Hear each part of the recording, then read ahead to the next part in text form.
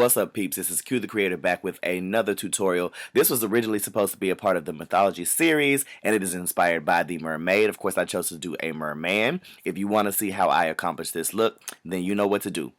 So I'm going to start out building my prosthetics. I'm using some liquid latex and of course mixing with some all-purpose flour. Once I get the consistency that I kind of want to work with, I'm going to begin to mold what will be my cheek prosthetics and also what will be some shoulder prosthetics. They're both going to have like seashells and stuff sticking out of them, but we'll get to that in a second. Using liquid latex on my fingers just to make sure that that paste sticks to my fingers as little as possible, I'm going to mold the shape that I want. Now I'm going to actually build my shoulder prosthetics onto this paper plate. Child, do not use no paper plate. So the first time I used a paper plate to build prosthetics, they actually ended up coming off really easily, but for whatever reason these stuck. So I don't know why I expected lightning to strike twice in the same spot. Just don't do it, honey. Don't do it. So anyway, now putting these shells into my cheek prosthetics, I use these little plastic containers just to help support the weight of the shell so that they didn't create these weird angles that I didn't want them to have. Also placing them into what will be the shoulder prosthetics, and we're going to allow that to dry overnight. So as always with doing these kind of looks that I don't really know what direction I'm going, I'm going to do 2 layers of my Elmer's glue stick and sealed with my black opal finishing powder in the color medium.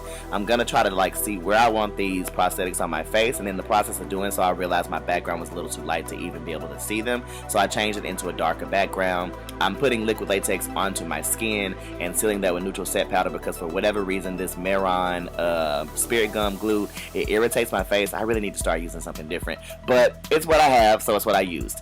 After getting those on, I realized, dang, I have my shirt on, so I had to take that off, and then I went around the edges with my liquid latex just to kind of blend those into my skin a little bit better, and then sealed them with a finishing powder that's actually by, I think, Ben Nye. I think I used my neutral set powder. Then, gonna go in on top of all of that with my foundation. It is by, I don't know, y'all saw the picture, whatever. And then I'm gonna highlight using my black opal pan stick. I think this color is Kalahari Sand, and it's mixed with a liquid foundation that I was running out of, so it don't even really matter. It was mostly black opal. After highlighting my T-zone and my jawline, I'm going to set my entire face again using my black opal finishing powder in the color of medium.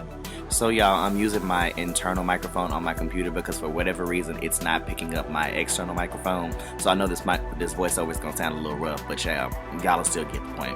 I'm using my Dymond dust to highlight my T-zone and my jawline, and then I'm going to use my James Charles palette to do my contouring. I'm using the lighter brown first to begin my contour, then going back with the darker brown. I think it's darker brown. Actually, I think it's darker brown. 100% something, child. Y'all see the colors. It's a light brown. I don't know, child. Y'all see the colors. But that's what I'm using to light brown contour my cheeks and also around my forehead. And after doing that, I'm going to also take those same colors into my nose to begin to contouring my nose as well.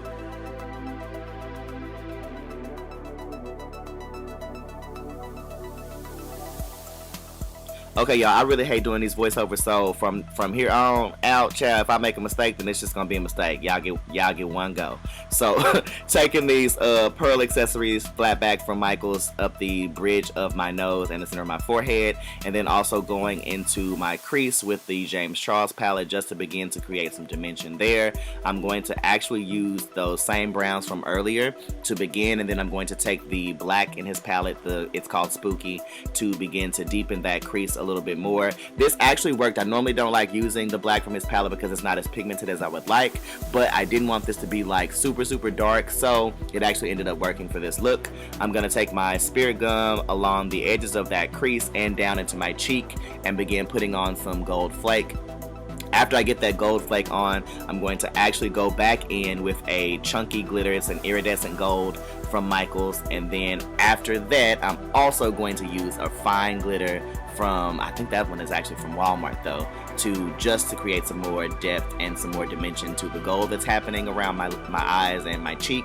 I'm going to take those same pearl accessories along the outskirts of that and beneath my contour just to add a little bit more I don't know, child, a little more zhuzh to what's happening, honey.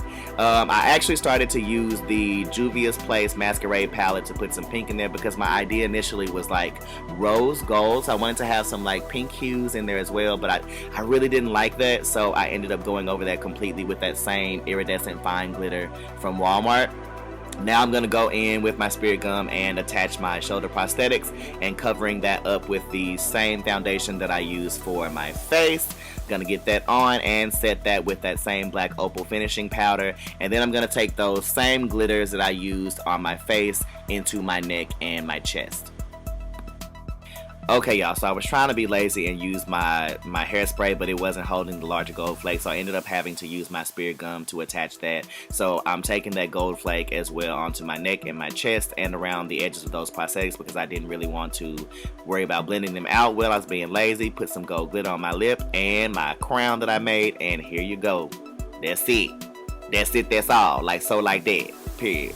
And there you have the completed look. Here are a few of my favorite shots. This one really excited me because I got to use this crown that I created about 1.5 years or so ago. It was just this random crafting project that I was doing, so to get some use out of that was really, really great. As always, follow me on social media, subscribe, turn on those notifications when you do, like, comment, and share. See you guys next time.